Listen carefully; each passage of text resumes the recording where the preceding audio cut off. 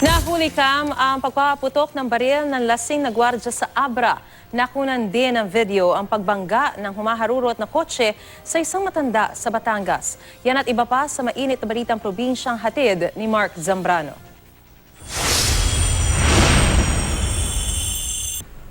Nakunan sa CCTV ang 2 beses na pagpapaputok ng baril ng gwardyang ito sa Hall of Justice sa Bangged, Abra. Ilang minuto makalipas, rumisponde ang mga pulis at dinakip ang suspect. Ayon sa otoridad, lasing ang gwardyang si Romy Ray Tadeo. Nakipag-inuman daw siya sa kapwa niya gwardya habang naka-duty. Nakuha mula sa kanya ang isang kalibre 38 revolver at iba pang mga baril at bala sa kanyang kwarto. Tumanggi magbigay ng pahayag ang gwardya. Nahulikam din ang pagnanakaw ng cellphone sa loob ng isang tindahan sa Lipa, Batangas. Masdan ng lalaking ito na nagpanggap na customer habang kinikilatis ang mga gadget sa mesa.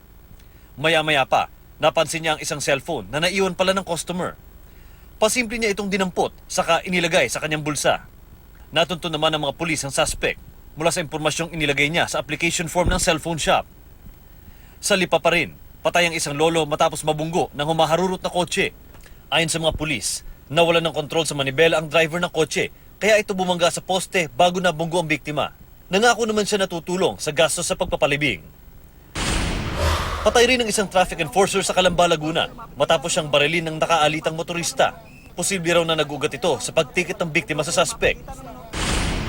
Sa Zamboanga City, 2 miyembro ng Maute Group ang nasawi nang makaengkwentro sila ng mga pulis. Ayon yan sa Western Mindanao Command, isang miyembro naman ng terror group ang nasa kote.